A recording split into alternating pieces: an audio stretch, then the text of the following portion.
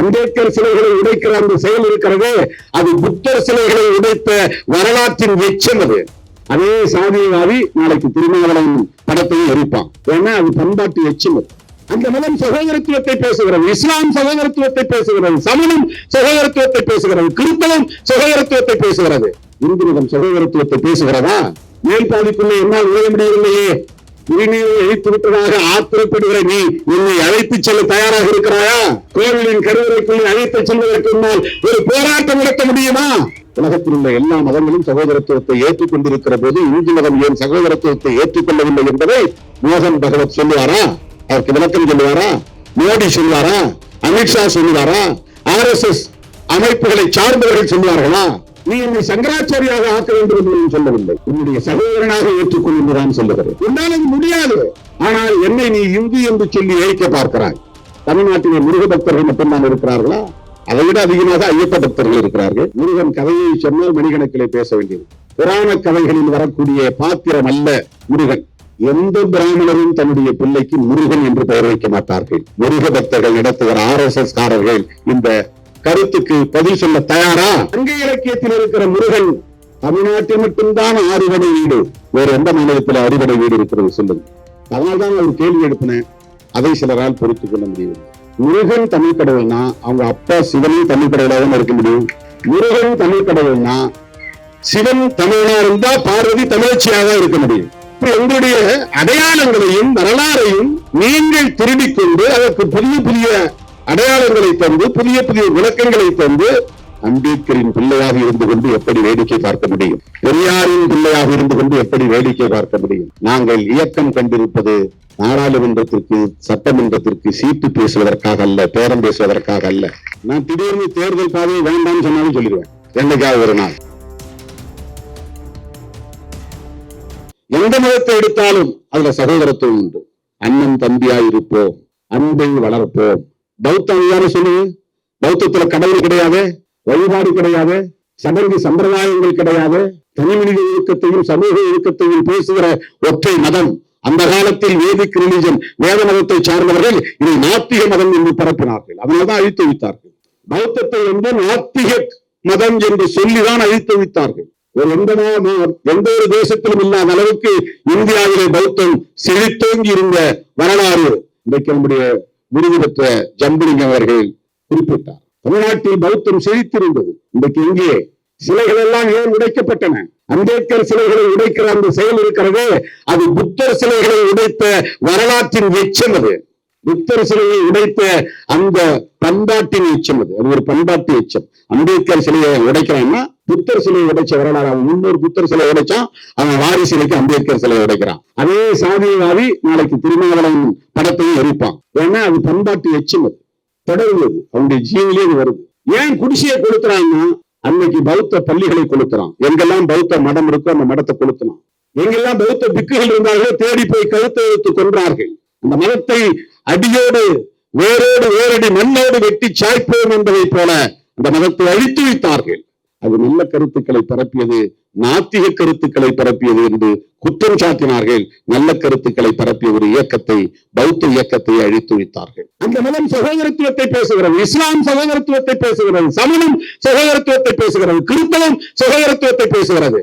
இந்து மதம் சகோதரத்துவத்தை பேசுகிறதா? மேல் பாதிக்குள்ளே என்னால் உழைய முடியவில்லையே, உரிமையை அழித்து விட்டதாக ஆத்திரப்படுகிற நீ என்னை அழைத்து செல்ல தயாராக இருக்கிறாயா? கோவிலின் கருவறைக்குள்ளே அழைத்து செல்வதற்கு முன்னால் ஒரு போராட்டம் நடத்த முடியுமா?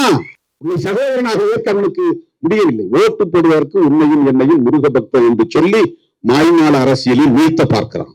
இந்து மதத்தில் சகோதரத்துவம் இல்லை என்பதனால் அரசியல் நிர்ணய சபையில் வெகுவாக விவாதிக்கப்பட்டு இந்த மதத்தை அதிகாரபூர்வமாக அரசமைப்பு சட்டத்தின் மூலம் அரச மதம் என்று அறிவிக்க கூடாது என்ற நிலைப்பாட்டை எடுத்தார்கள். ஏன்னா நீ அரச மதமா கான்ஸ்டிடியூஷன் ஏத்துக்கிச்சுன்னா இந்த டிஸ்கிரிமினேஷனையே கான்ஸ்டிடியூஷன் அப்ரூவ் பண்ண மாதிரி, constitution itself recognized and approved the discrimination. அதுவே அங்கீகரிச்சிடும். அது எப்படி ஏத்துக்க முடியும்? சட்டமே டிஸ்கிரிமினேஷன் சரி என்று சொல்லக்கூடிய நிலை உருவாகிவிடும். இந்து மதத்தில் இருக்கிற இந்த பெரும் பிழையை சீர் செய்ய வேண்டும் என்று யாராவது என்று இருக்கிறார்களா, பேசுகிறார்களா? நீ முஸ்லீம் மதத்துல போனா அதாவது சொல்றியா, அதையா விமர்சிக்க மாட்டேங்கிற? கிறிஸ்தவத்தையா விமர்சிக்க மாட்டேங்கிற? நான் நோன்புக்கு போறேன், என் தலைவர் ஒரு தொப்பி வைக்கிறாங்க, நான் அப்படியே வச்சுட்டாங்க எடுக்காமலே இருக்க முடியுமா? அடுத்த ஒரு நிமிஷத்துல எடுத்துறேன், அவங்களுக்கும் தெரியும் எடுத்துருவேன்னு. அது ஒரு அடையாளம், அவ்வளவுதான். அடுத்த ஒரு நிமிஷத்துல எடுத்துருவோம். அப்ப அந்த பூசாரிகள் நெற்றியில திருநீர் பூசினாரு, அவருடைய உணர்வை நான் மதிக்கிறேன், அவருக்கு நான் வணக்கம் சொன்னேன், நன்றி சொன்னேன். கொஞ்ச நேரத்துல வச்சிருக்க முடியும், அது அப்படியே வச்சிருக்க முடியுமா? புண்ணியம் கிடைக்கும் என்றும் நான் பூசிக்கொள்ளவில்லை, அவமதிக்க வேண்டும் என்றும் நான் அழிக்கவில்லை. இது அந்த அற்பர்களுக்கு தெரியாது. ஏனென்றால் அவர்களுக்கு அரசியல் தெரியாது. என் மீது நம்பிக்கை வைத்திருப்பவர்கள், என் மீது பாசம் வைத்திருப்பவர்கள் இன்றைக்கு கூட பல கோவில்களுக்கு அழைக்கிறார்கள், நான் போகிறேன். கும்பத்திலே கலசத்துல தண்ணீர் ஊற்ற சொல்கிறார்கள், ஊற்றுகிறேன். இதெல்லாம் எனக்கு 100 வருஷம் வாழணும் அப்படிங்கிற ஆசைப்பட்டுதான் செய்யறேன்னா?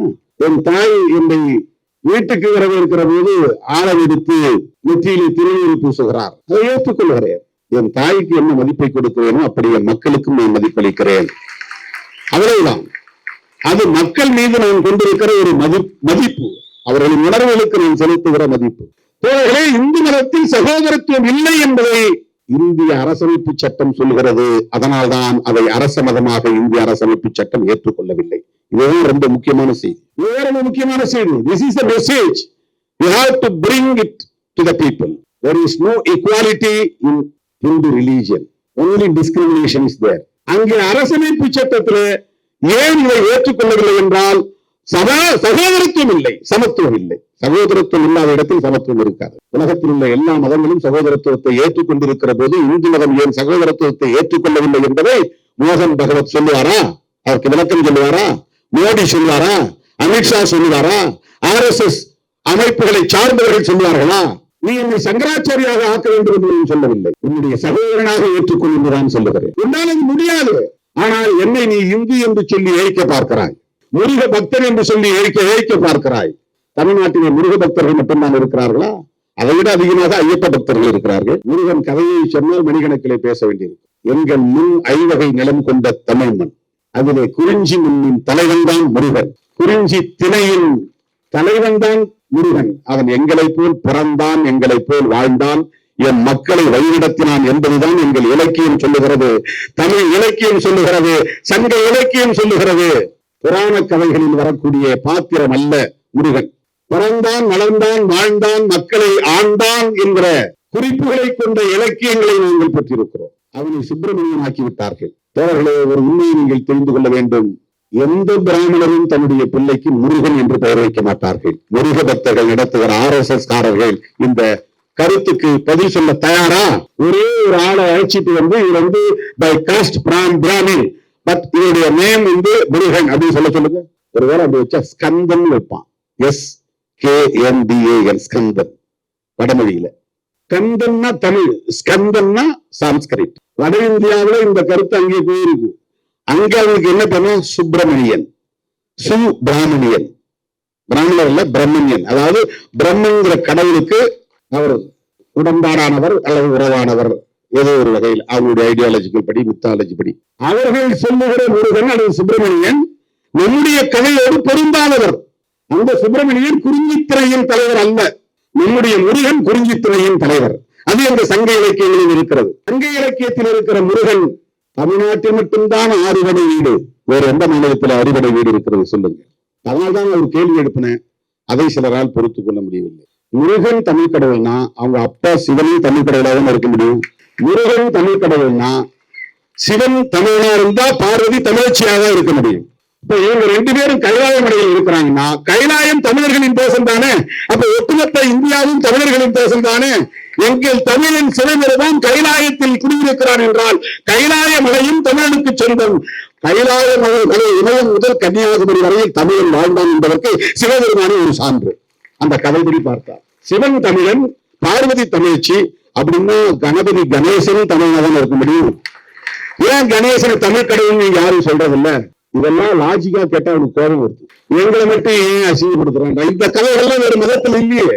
இந்த மாதிரி புராண கதையாடல்கள் ஒரு மதங்கள்ல இருந்தா சொல்லுங்க, நம்ம பேசுவோம். இந்த மாதிரி கதையாடல்கள் இல்லை. இப்ப எங்களுடைய அடையாளங்களையும் வரலாறையும் நீங்கள் திருடிக் கொண்டு அதற்கு புதிய புதிய அடையாளங்களை தந்து புதிய புதிய விளக்கங்களை தந்து எங்களை ஏய்த்து பாகுபடுத்தி பிளவுபடுத்தி சிதறடித்து சிதைத்துக் கொண்டிருப்பதை அம்பேத்கரின் பிள்ளையாக இருந்து கொண்டு எப்படி வேடிக்கை பார்க்க முடியும்? பெரியாரின் பிள்ளையாக இருந்து கொண்டு எப்படி வேடிக்கை பார்க்க முடியும்? நாங்கள் இயக்கம் கண்டிருப்பது நாடாளுமன்றத்திற்கு, சட்டமன்றத்திற்கு சீட்டு பேசுவதற்காக அல்ல, பேரம் பேசுவதற்காக அல்ல. நான் திடீர்னு தேர்தல் பாதையை வேண்டாம்னு சொன்னாலும் சொல்லிடுவேன் என்னைக்காவது ஒரு நாள். அந்த நிலைப்பாட்டை ஏற்றுக்கொண்டு என்னோடு வரக்கூடியவங்க வாங்கன்னு நான் பாட்டு போயிட்டே இருப்பேன். இவங்க நம்மளை சராசரியா எடை போடுறாங்க இந்த சீட்டுக்காக, இந்த நோட்டுக்காக, இந்த பிளாஸ்டிக் சேர். இவங்க புத்தி அவ்வளவுதான். நான் தரையில உட்கார்ந்து இருந்தாலும், பிளாஸ்டிக் சேர்ல உட்கார்ந்து இருந்தாலும், சோஃபால இருந்தாலும் எல்லாம் ஒண்ணும் நினைக்கிறவன். அது ஒரு பெரிய விஷயமே கிடையாது. சோஃபால உட்கார்ந்து இருந்தாதான் பெரிய கெத்து, தரையில உட்கார்ந்து இருந்தா சாதாரணம் அப்படிலாம் ஒண்ணு கிடையாது. ஏன்னா அவங்க அப்படி ஒரு மதிப்பீடு வச்சிருக்கிறான். எனக்கு அந்த மதிப்பீடுகள் கிடையாது. தோழர்களே, அரசமைப்பு சட்டத்தில் இந்து மதம் அரச மதமாக ஏற்கப்படவில்லை என்பது முக்கியமான ஒரு செய்தி. அதனால்தான் இந்திய அரசமைப்பு சட்டம் ஒரு செக்யூலர் சட்டம், அது மதசார்பற்ற கருத்தை கொண்ட ஒரு சட்டம். பல நாடுகளின் சட்டங்களை எல்லாம் சேர்த்து அதை ஒன்னும் கலந்து ஒரு பெரிய சட்டமா அம்பேத்கர் எழுதிட்டாரு, அவர் என்ன எழுதிட்டாரு அப்படின்னு பல பேர் நினைக்கிறான். இது கிடையாது. அந்த இடத்துல அவர் இல்லைன்னா வேற மாதிரி போயிருக்கும். இந்த நாட்டினுடைய தலையெழுத்துனா தலையாய எழுத்து. தலையாய எழுத்துன்னா அரசமைப்பு சட்டம் தான் தலையெழுத்து. அதுதான் தலையாய எழுத்து. அதுதான் பிரைமரி ஆக்ட். அதுதான் உண்மையான தலையெழுத்து. இந்த தலையில கபாலத்துல எழுத்து இல்ல. தலையெழுத்துனா தலையாய எழுத்து, பிரைமரி ஆக்ட். நீ எத்தனை சட்டம் வேணாலும் கொண்டு வரலாம், அந்த சட்டத்தினுடைய பேசிக் ஃபேக்டர்ஸ், அடிப்படை கூறுகளில் கை வைக்க கூடாது. ஆனால் பிஜேபி ஆட்சிக்கு வந்த 11 ஆண்டுகளாக அவர்கள் செய்கிற முக்கியமான வேலையே அரசமைப்பு சட்டத்தின் அடிப்படை கூறுகளில் கை வைப்பதுதான். எப்படி இதை வேடிக்கை பார்த்துக் கொண்டிருக்க முடியும்? அரசமைப்பு சட்டத்திற்கே ஆப்பு வைக்கிற வேலையை செய்து கொண்டிருக்கிறார்கள். அம்பேத்கர் ஜெயந்தி கொண்டாடுவார்கள், அம்பேத்கருக்கு சிலை எழுப்புவார்கள், அவர் காலடியை தொட்டு வணங்குவார்கள். ஆனால் அவரால் வகுத்தளிக்க பெற்ற அரசமைப்பு சட்டத்தை காலி செய்து கொண்டிருக்கிறார்கள், நீர்த்து போதை செய்து கொண்டிருக்கிறார்கள். இதை புரிந்து கொள்ள வேண்டுமானால் உனக்கு அம்பேத்கர் கண்ணாடி வேண்டும், பெரியார் கண்ணாடி வேண்டும். பெரியார் அம்பேத்கரையே ஒரு இடத்துல விமர்சிக்கிறார்.